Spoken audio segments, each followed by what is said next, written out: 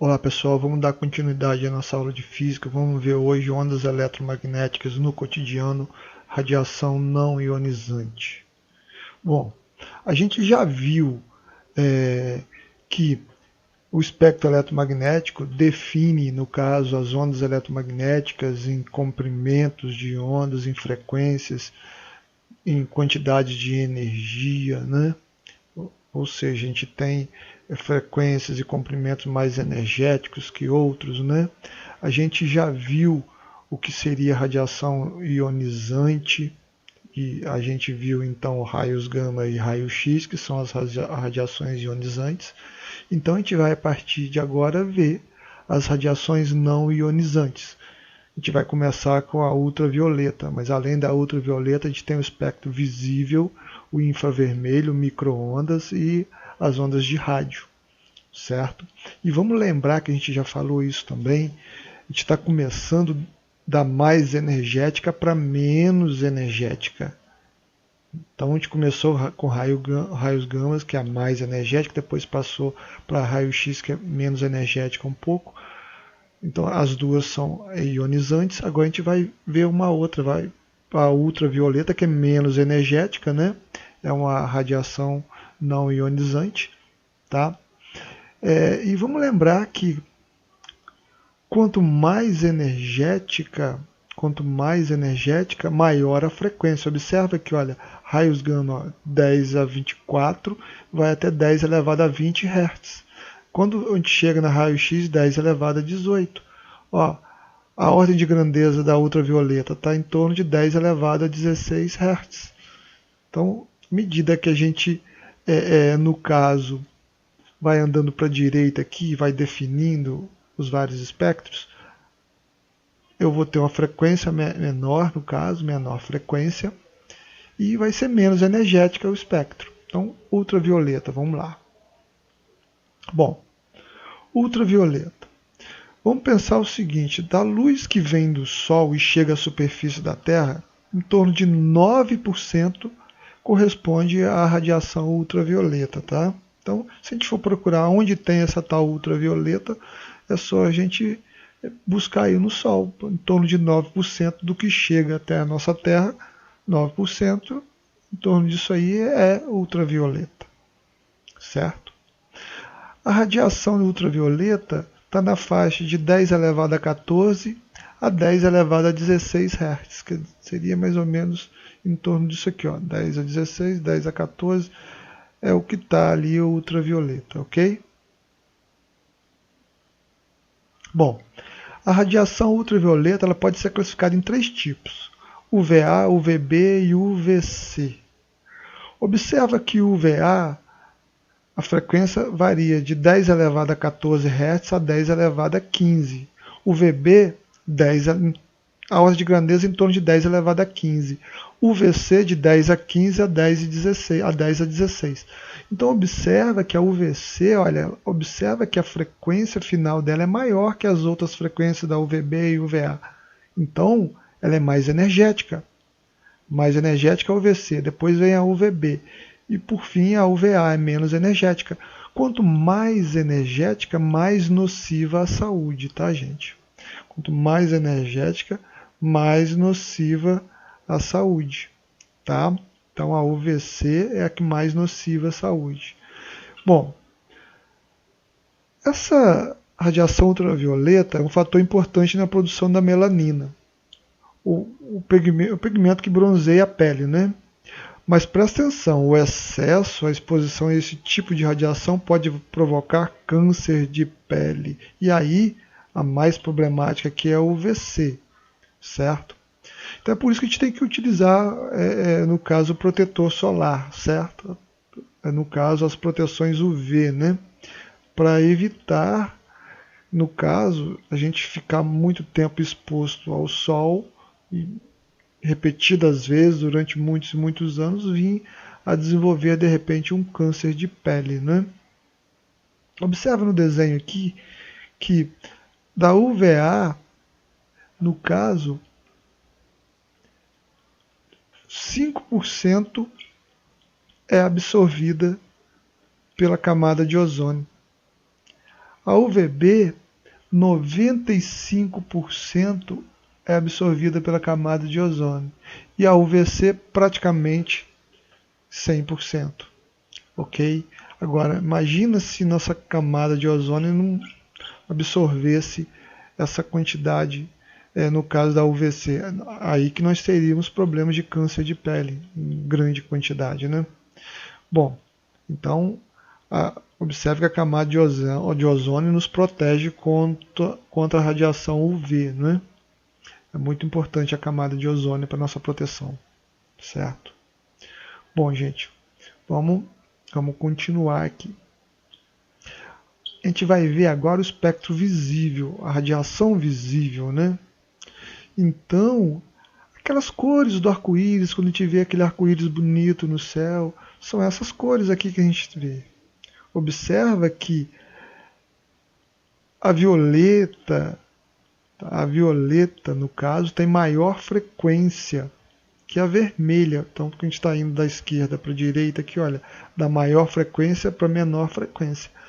Uma coisa importante que eu não disse para vocês, mas mais para frente vai ser mais importante, né, vai ter certa importância isso para vocês, é o seguinte: quanto maior a frequência, menor é o comprimento de onda. Observa, olha, 10 a 24, 10 a menos 16, quer dizer, frequência 10 a 24, comprimento 10 a menos 16. Frequência 10 a 22, comprimento 10 a menos 14.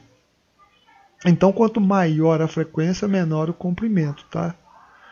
Que são, a gente vai ver mais para frente, quando vocês forem ver ondulatória, tem uma equação fundamental da onda, V igual lambda F, V é a velocidade, lambda é o comprimento de onda e F é a frequência. Vocês vão ver que quanto maior o comprimento, menor a frequência para você obter a velocidade.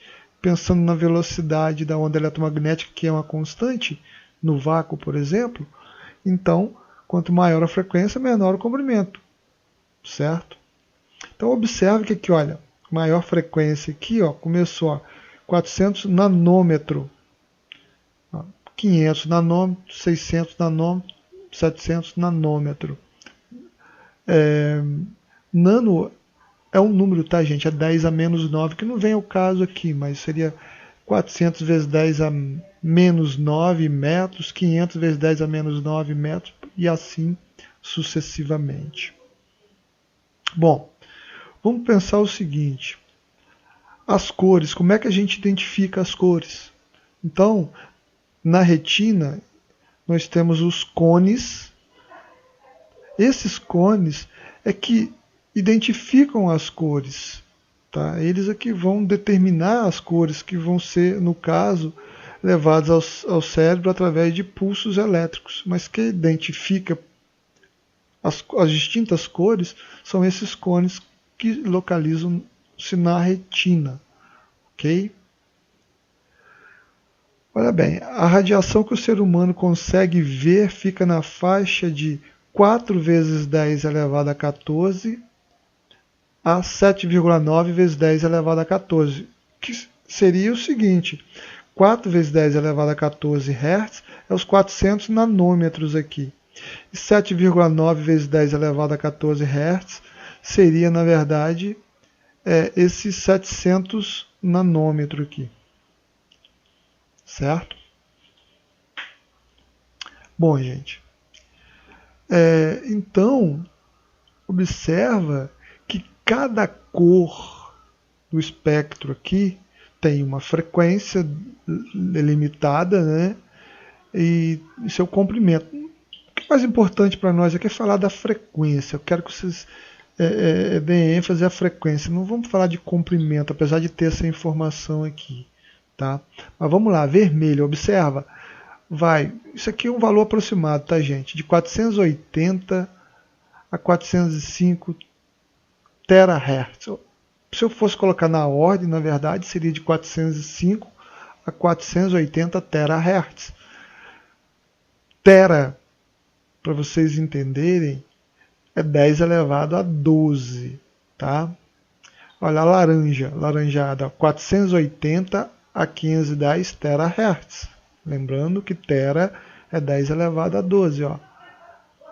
Amarelo, de 510 a 530 terahertz. Verde, de 530 a 600 terahertz. O azul, de 600 a 620 terahertz. Na verdade, o azul claro, que a gente chama de ciano, na verdade. Já o azul escuro, mais escuro, de 620 a 680 terahertz. E o violeta, 680 a 790 terahertz. Então, observa que à medida que você vai indo em direção ao violeta, o azul, no caso aqui, a frequência vai aumentando. Ou seja, o espectro vai ficando mais energético. Existe um efeito muito estudado por Einstein, inclusive ele ganhou o prêmio Nobel de Física através desse estudo, que é o efeito fotoelétrico, que fala justamente de você arrancar elétrons de um metal. E para você fazer isso, você, no caso, utilizava uma luz. Quanto mais energética, maior capacidade teria, no caso, essa luz, esse feixe de luz de arrancar um elétron. Então, foi até no caso, quando foram fazer esse experimento, foi por acaso que eles descobriram isso, né? Através da mudança de cores da luz, chegou um momento que eles observaram que arrancava elétrons. Então, se eu fosse propor para vocês o seguinte, perguntar para vocês, gente, se eu vou iluminar um metal, qual a probabilidade de eu conseguir arrancar elétrons desse metal utilizando a luz vermelha ou violeta?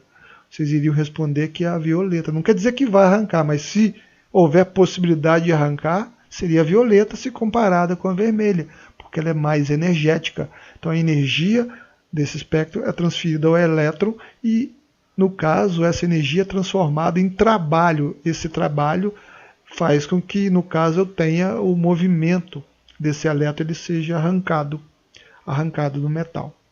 Ok? Bom, vamos dar continuidade aí. Vamos estudar agora o infravermelho, tá? Ou radiação térmica também, conhecida dessa forma. Então é emitida por corpos aquecidos e é através dela que recebemos o calor que vem do Sol, certo? Essa radiação tem uma frequência que vai de 10 elevado a 11 Hz a 10 elevado a 14 Hz. Ela está, no caso, uma frequência um pouco abaixo do vermelho. Por isso, infravermelho, tá? A frequência está um pouco abaixo do que seria a frequência da cor vermelha do espectro visível, tá? Então, dependendo do tempo de exposição ao infravermelho, ele pode ser nocivo. De que maneira? Ele pode provocar queimadura e até o que? Catarata. Tá? Mas isso é óbvio que você tem que ficar durante muito tempo à exposição desse espectro. Quer dizer, no decorrer dos anos e tal, você ficando muito no sol, né, pode ocasionar catarata. Já a queimadura, você foi na praia, ficou muito tempo no sol, no final do dia, né, você sente aquela sensação desagradável de queimadura, é justamente por conta do infravermelho aí que você obteve essas queimaduras de sol aí. Bom, é muito utilizado na medicina, em tratamentos de pele, para aumentar a circulação numa determinada região também, certo? Bom, em aparelhos eletrônicos, a gente utiliza o infravermelho. No controle remoto, que vocês utilizam aí, o receptor, no caso de parabólica, de televisão, sei lá, do ar-condicionado, quer dizer, no controle remoto em geral, é utilizado o infravermelho. Leitores de código de barra, no mouse que vocês utilizam no computador, no notebook, e dentre outros aparelhos aí utiliza-se o infravermelho, certo? Bom, observa o seguinte, gente. Não há necessidade que o corpo seja extremamente aquecido para emitir essa radiação infravermelha, tá? Tanto é que o exemplo aqui, a figura A e B aqui, mostra no caso, as pessoas aqui estão sendo observadas por conta da emissão de infravermelho, quer dizer, estão utilizando o equipamento para observar. A mesma coisa aqui, olha, estão utilizando equipamento especial que detecta o infravermelho, quer dizer, o corpo humano emite o infravermelho, não precisa de estar determinada muito elevada, a temperatura normal do corpo humano já vai emitir o infravermelho, ok? Bom, microondas é outro tipo de radiação não ionizante. Então observe que a frequência está diminuindo, né? Está diminuindo. Então eu tenho, no caso, radiações menos energéticas. Estou indo para radiação menos energéticas. Então, microondas. Ela é emitida pela radiação cósmica de fundo. Essa radiação cósmica de fundo é remanescente do Big Bang. Tá? Para quem já ouviu falar, Big Bang é uma teoria, no caso, de como surgiu o universo. Tá? Que não vem ao caso a gente falar agora, mas... Então a radiação cósmica de fundo é remanescente do Big Bang. É uma das maneiras, é uma das formas que eles utilizam para comprovar essa existência do Big Bang. E obviamente através de outros aparelhos, na verdade, construídos pelo homem, né? Então, a radiação a frequência dessa radiação está na faixa da ordem de 10 elevado a 8 a 10 elevado a 11 Hz, certo? Em altos níveis, poderia até causar aquecimento do tecido do corpo humano e até dificultar a circulação de sangue em locais mais sensíveis, como os olhos, por exemplo, certo? Os principais usos, no caso do micro-ondas, nos nossos dias de hoje, na tecnologia, no caso, propiciou isso, seriam nas redes sem fios, nos roteadores de Wi-Fi, radares, é, comunicações com satélites, observações astronômicas, aquecimento de alimentos, no caso micro-ondas que a gente utiliza no dia a dia, entre outros equipamentos aí, certo? Bom, então olha bem, os aparelhos de micro-ondas emitem níveis baixos de micro-ondas. É óbvio que se esses aparelhos estiverem funcionando de forma adequada, estiverem bem regulados, eles emitem uma pequena quantidade de micro-ondas que não seriam nocivos à saúde humana, né? A atual blindagem, por exemplo, dos fornos de micro-ondas torna a possibilidade de interferência com o marca-passo, que isso muita gente fala do marca-passo, sofrer influência do micro-ondas, né? É muito pequeno, tá? Diminui considerável, mas na dúvida não ultrapasse, ok? Quem na verdade usa marca-passo não é bom ficar dando sopa perto do micro-ondas, apesar de que hoje em dia a blindagem, como eu falei, ela talvez, né, não propicie que haja essa interferência, certo? Bom, continuando, a gente vai chegar no nosso último tipo de espectro, ondas de rádio. Só um detalhe, gente, micro-ondas e ondas de rádio, elas meio que se misturam um pouco, tá? Dá para confundir alguns aparelhos, né, que utilizam ondas de rádio, ondas de micro-ondas, porque elas têm uma faixa muito tênue ali de divisão entre micro-ondas e ondas de rádio, certo? Mas vamos lá, ondas de rádio. A gente tem ondas de FM, AM, as ondas de rádio, né? E ondas de rádios longas, tá? São divididas dessa forma. Quando eu digo ondas de rádio longa, é porque a gente vai diminuindo a frequência de oscilação dessas ondas, ok? Então, antigamente se utilizava muito, né, ondas ondas médias, ondas curtas, ondas longas de rádio, no caso que a gente chama de AM, né?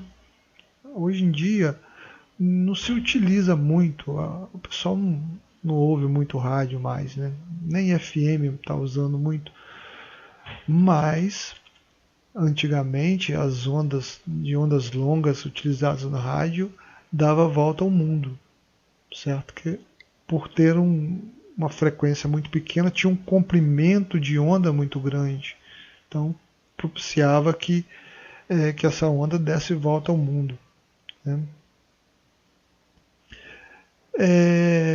Olha bem, como é que funciona essa onda de rádio? Primeiro a gente vai ver a conversão de ondas sonoras e ondas eletromagnéticas. Então como é que funciona?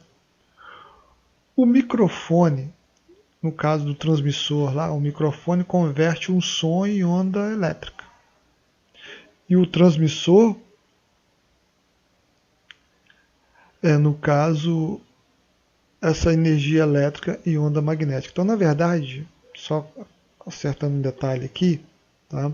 O microfone ele converte o som em energia elétrica e o transmissor a energia elétrica em onda eletromagnética, certo?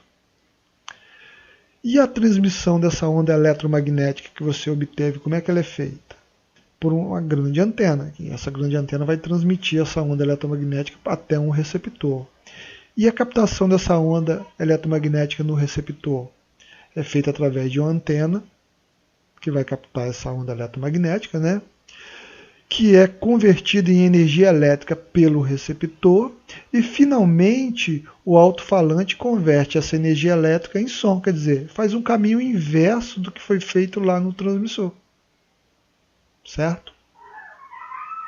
Bom, ondas de rádio é emitida através de aparelhos construídos pelo homem, certo? A radiação da frequência é na ordem de 10 elevado a 8 e valores menores que esse. Então observa que começa no 10 elevado a 8 e vai diminuindo, certo? Então os principais usos tecnológicos seriam na fibra ótica, rádio FM que vocês conhecem, rádio AM que vocês não conhecem tanto, mas de repente tem alguém que possa conhecer, a TV aberta através do VHF, quer dizer, essa, no caso, a transmissão que é feita pela própria cidade, utilizando uma torre que fica no alto do morro aí e tal. É TV aberta através de VHF. Octox, os Octox, né, que são transmissores, por exemplo, da polícia, né, Octox, utilizado pela polícia. Microfone sem fio, telefone sem fio, entre outros aparelhos, certo? Utiliza ondas de rádio. Um detalhe, gente, importante, ó. A telefonia celular móvel, quer dizer, o celular, o GPS, equipamentos de radar de longo alcance, eles ficam na faixa de frequência entre os micro-ondas e ondas de rádio, tá? Então vai ficar aqui entre os micro-ondas e o FM aqui, ó. Então o celular, o GPS e equipamento de radar de longo alcance, certo? Vocês não podem ver livros que vai dizer que é micro-ondas, outros que vai dizer que é ondas de rádio, mas porque na verdade fica nesse intervalo aí, no meio aí, certo? Entre micro-ondas e no caso ondas de rádio, certo? Então celular, GPS, equipamento de radar de alta frequência, de longo alcance, né? Bom, gente, ressonância magnética. A ressonância magnética, ela, no caso, está no espectro, quer dizer, a ressonância magnética utiliza, na verdade, ondas de rádio, certo? Não, é óbvio que não é uma radiação ionizante, porque é uma onda de rádio, né? Como é que funciona? Tem um grande ímã que interage com o nosso corpo por meio de campos magnéticos e pulsos de radiofrequência. Então, é utilizado para diagnosticar esclerose múltipla, câncer, infartos, fraturas, lesões nos vasos sanguíneos cerebrais. Então, utiliza-se a ressonância, Volto a dizer, é uma radiação não ionizante, então ela não é problemática igual o raios gama e o raio X, né? Com relação a, de repente, você utilizar mais vezes e desenvolver um câncer, por exemplo, certo? Bom, gente, então, final da aula, fique com Deus, até mais.